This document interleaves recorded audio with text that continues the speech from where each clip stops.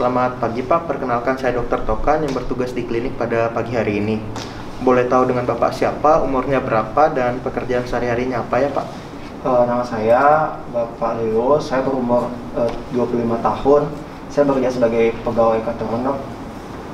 Oh ya, boleh tahu ada yang bisa saya bantu Pak? Jadi 3 bulan yang lalu itu saya sering sepedaan setiap sore gitu, dok. Nah, itu seminggu yang lalu itu kaki saya tuh terasa nyeri. Awalnya saya kira tuh biasa saja, tapi lama-kelamaan nyerinya tuh lama gitu, dok. Itu bagaimana ya, dok? Oh ya, berarti nyerinya sudah 1 minggu ya. Nah, kalau boleh tahu lokasi nyerinya itu di mana saja ya Pak? Ini, dok, di sekitar area lutut betis saya dan juga di panggul itu juga ada seperti bunyi itu, dok. Bagaimana tuh ya, dok? Oh ya, apakah ada keluhan lain Pak? Tidak ada, dok. Oke. Baik Pak, selanjutnya saya akan lakukan beberapa pemeriksaan kepada Bapak. Namun pada pemeriksaan ini saya akan minta Bapak untuk melepaskan sebagian baju Bapak dan juga saya akan menyentuh area tubuh Bapak. Apakah Bapak bersedia? Saya bersedia, dok. Oke, baik Pak. Selanjutnya Bapak bisa langsung ke bed sembari saya akan melakukan prosedur cuci tangan. Baik, dok.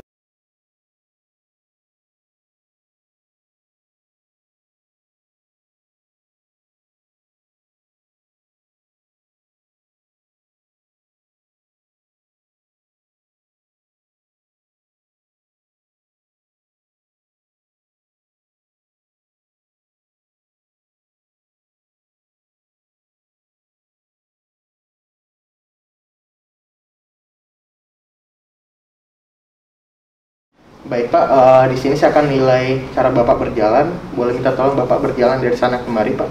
Baik, dok. Oke. Baik, tidak ada keabnormalan. Bapak bisa berdiri di sini, ya, hadap sini Pak. Oke.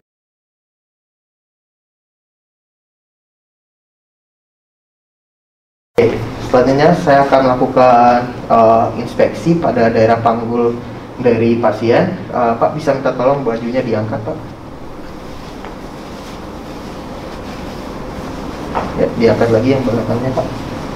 Ya, di sini saya akan nilai apakah ada keabnormalan berupa bengkak, kemerahan, deformitas, serta atrofi otot pada anterior dari pasien. Tidak ditemukan keabnormalan. Pemeriksaan pada posterior juga sama, tidak ditemukan keabnormalan. Ya Pak, bisa diturunkan lagi bajunya Pak. Ya, baik Pak, selanjutnya saya akan melakukan pemeriksaan lebih lanjut berupa palpasi. Silakan Bapak kembali ke bed. Baik dokter.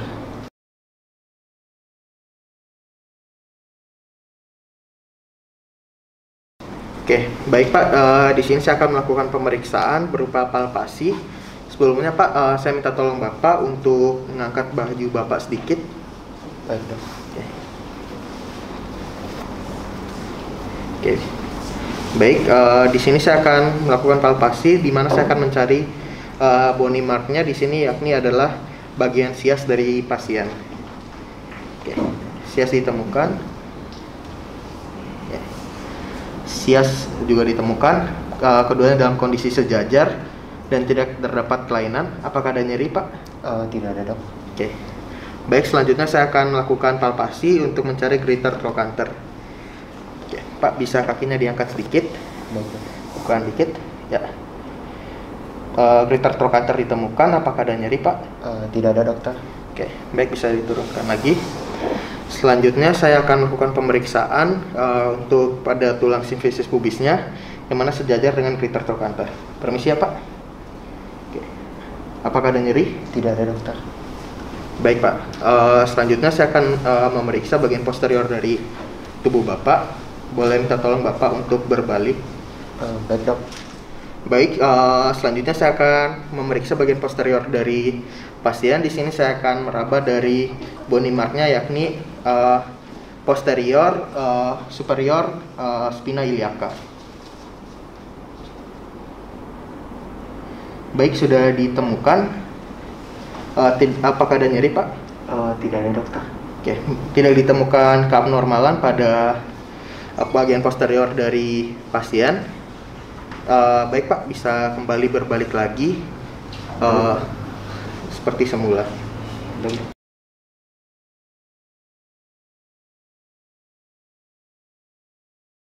Baik Pak, di sini saya sudah melakukan palpasi. Selanjutnya saya akan melakukan pemeriksaan range of movement dari bagian panggul Bapak. Saya mohon Bapak untuk mengikuti gerakan yang akan saya instruksikan. Baik Pak, kakinya boleh diangkat Pak, yang kanan. Ya, ditekukan. Ya. Apakah ada nyeri Pak? Nyeri dok. Ya. Baik, saya kembali lagi. Selanjutnya saya akan memeriksa lagi untuk abduksinya. Pak, bisa dibuka kakinya, diluruskan. Apakah ada nyeri? Tidak ada dok. Oke, di ini kemudian bisa disilakan kakinya. Apakah ada nyeri Pak? Tidak ada dok. Oke. Selanjutnya akan melakukan gerakan rotasi. Bisa ditekukan lagi Pak lututnya, diputar keluar. Apakah ada nyeri? Tidak ada dok. Oke, diputar ke dalam. Apakah ada nyeri? Tidak ada dok. Baik. Selanjutnya saya akan meminta Bapak untuk berbalik badan kembali. Baik dok. Oke, baik Pak. Selanjutnya saya akan melakukan minta Bapak untuk mengangkat kaki Bapak seperti ini. Diangkat juga Paknya Pak. Lurus. Ya.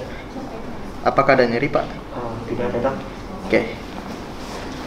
Baik. Di sini pemeriksaan range of movement pada bagian panggul dan paha kanan sudah selesai lakukan. Selanjutnya saya akan melakukan juga pada tahap yang sama juga di bagian kiri dari pasien.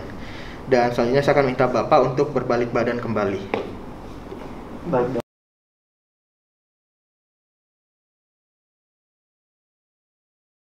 Baik, di sini saya akan melakukan penilaian berupa inspeksi terlebih dahulu pada lutut dari pasien. Di sini saya akan menilai apakah ada keabnormalan pada patella dan juga apakah ada perubahan pada bursa suprapatelarnya. Baik, tidak ditemukan keabnormalannya. Baik Pak, selanjutnya saya akan minta Bapak untuk duduk di bed dengan kaki menggelantung Pak. Baik dok. Oke, saya Oke.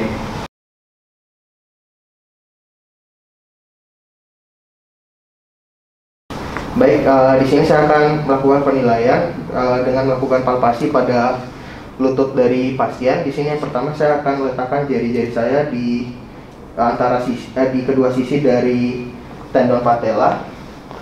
Baik, di sini sudah ditemukan celah di antara tendon patella. Kemudian saya akan identifikasi dari patella itu sendiri. Oke, patella ditemukan. Kemudian saya akan melakukan palpasi.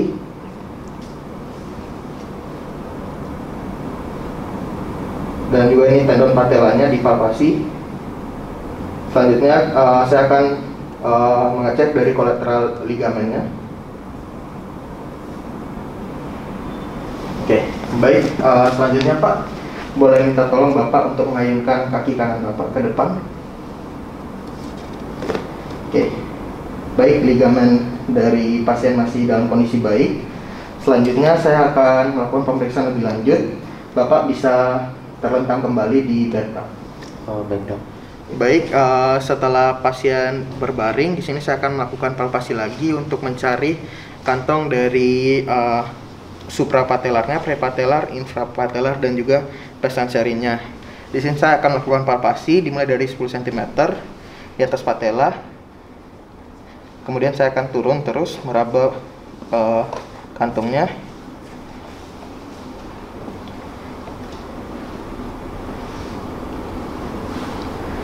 Oke, baik, pemeriksaan sudah dilakukan dan semuanya dalam kondisi normal. Selanjutnya saya akan melakukan penilaian apakah ada efusi atau tidak pada patella dari pasien. Di sini saya akan melakukan uji dengan special test berupa Ballotman test atau Ballotman sign. Di sini saya akan melakukan penekanan seperti ini. Kemudian saya menggunakan jari saya untuk meraba bagian dari patella. Oke.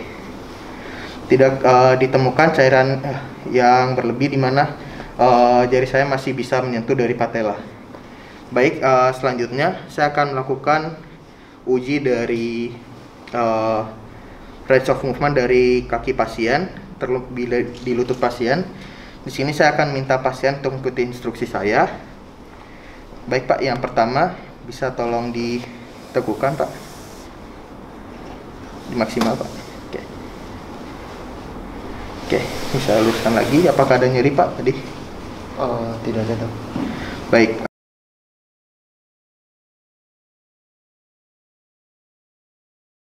Selanjutnya saya akan melakukan pemeriksaan. Di sini saya akan merotasi dari kaki pasien. Pertama rotasi eksternal terlebih dahulu. Bisa diputar Pak untuk kakinya ke arah luar, ke arah dalam Pak. Baik, pemeriksaan untuk rotasi dari setelah selesai, selanjutnya saya akan melanjutkan dengan pemeriksaan berupa McMurray test untuk menilai dari meniskus dari lutut pasien. Baik Pak, bisa ikuti arahan saya, kakinya rileks saja. Pertama saya akan rotasikan secara eksternal, kemudian didorong, diluruskan, internal, dorong. Baik, diluruskan. Tidak terdapat bunyi atau tanda klik pada lutut pasien. Selanjutnya saya akan melakukan pemeriksaan untuk menilai dari ligamen pasien. Yang pertama saya akan melakukan anterior drawer test. Di sini saya akan melakukan lutut pasien. Oke. Baik Pak, bisa lemaskan. Kemudian saya akan menahan kaki pasien dengan cara diduduki, kemudian saya akan menarik lutut dari pasien ke depan. Baik, ligamen dari pasien masih aman. Selanjutnya saya akan melakukan valgus test dan juga varus test. Baik, yang pertama saya akan melakukan uji valgus. Baik, bisa ikuti ini. Ya, ligamen masih baik. Kemudian saya akan melakukan varus test. Baik, tidak ditemukan kelainan. Selanjutnya saya akan melakukan pemeriksaan lebih lanjut lagi di bagian lutut kiri pasien dan tukai bawah kiri pasien. Dan selanjutnya akan saya lanjutkan dengan pemeriksaan pergelangan kaki.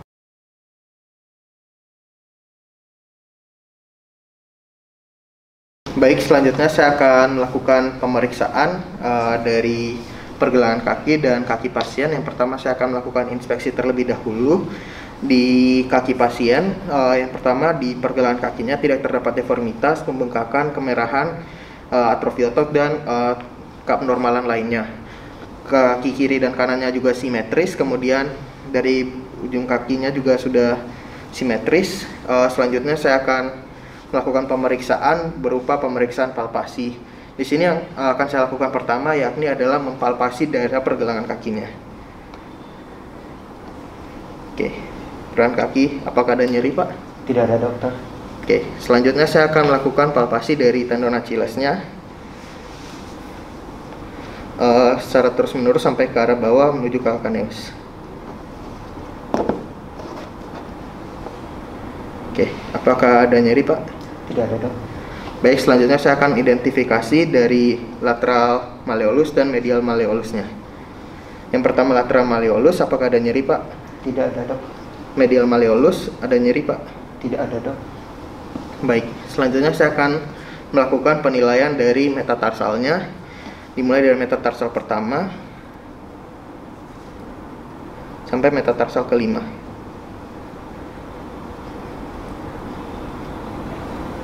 Selanjutnya saya akan melakukan penilaian terhadap metatarsofalangialnya. Apakah ada nyeri Pak? Tidak ada dok. Baik, tidak ditemukan nyeri pada metatarsophalangeal jointnya. Kemudian saya akan melakukan pemeriksaan pada jari-jari kaki dari pasien. Apakah ada nyeri Pak? Tidak ada juga dok. Baik, selanjutnya saya akan melakukan pemeriksaan range of movement dari kaki pasien. Yang pertama saya minta pasien untuk melakukan gerakan fleksi atau plantar fleksi, bisa ditekukan ke bawah Pak. Oke, apakah ada nyeri? Tidak ada dok.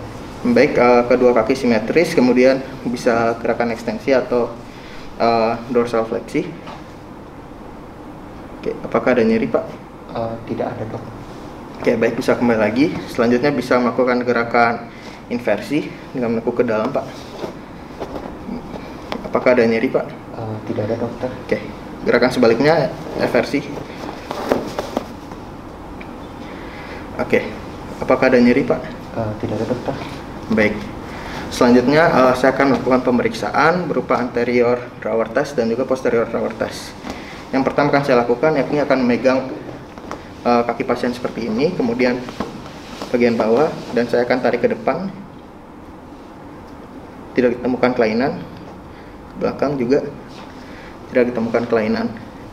Selanjutnya pemeriksaan yang sama akan saya lakukan juga pada kaki kiri dari pasien, dan berikutnya akan saya lanjutkan dengan pemeriksaan berupa Thomson test.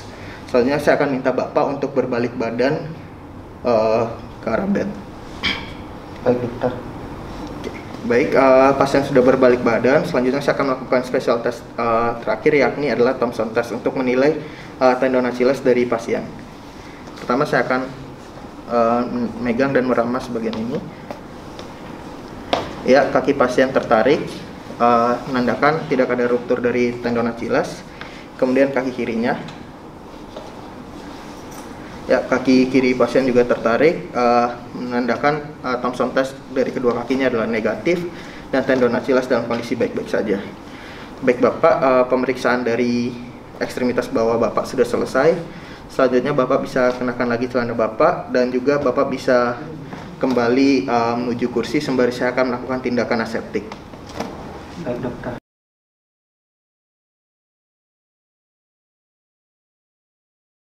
Baik Pak, tadi sudah saya lakukan beberapa pemeriksaan fisik pada ekstremitas bawah Bapak, dan juga saya sudah melakukan prosedur cuci tangan. Nah, selanjutnya saya akan melakukan interpretasi terhadap hasil pemeriksaan yang sudah dilakukan tadi. Berdasarkan hasil pemeriksaan tadi, saya menduga Bapak ini mengalami sindrom iliotibial band syndrome. Itu penyakit seperti apa, dok? Baik, iliotibial band syndrome ini sendiri merupakan salah satu sindrom yang menyebabkan nyeri di area lutut dan juga bagian paha luar dari Bapak. Nah, hal ini bisa terjadi karena aktivitas yang melibatkan penekukan dan pelurusan dari lutut secara terus-menerus, biasanya seperti bersepeda.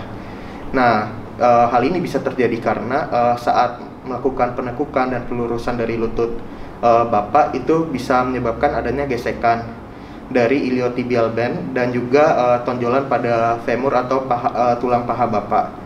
Nah, selain itu, pada saat Bapak bersepeda, misalnya lutut Bapak membentuk sudut 20-30 derajat, ini bisa saja terjadi penjempitan dari iliotibial band. Nah, ini sendiri bisa meningkatkan risiko dari iliotibial band syndrome. Itu bagaimana cara menghilangkan nyeri tersebut, dok? Oh ya, untuk cara menghilangkan nyerinya sendiri itu cukup gampang. Bapak bisa melakukan kompres menggunakan ice pack selama 15-20 menit setiap seling waktu 2 jam. Nah, ini bisa dilakukan selama 3 hari. Nah, selain itu saya juga bisa memberikan Bapak obat pereda nyeri untuk dikonsumsi, dan juga nantinya setelah 3 hari apabila penanganan sudah dilakukan dan rasa nyerinya masih belum hilang atau menetap, Bapak bisa langsung kunjungi dokter ortopedi. Oh, begitu ya, dok. Terima kasih, dok. Ya, baik. Terima kasih banyak Pak atas kerjasamanya.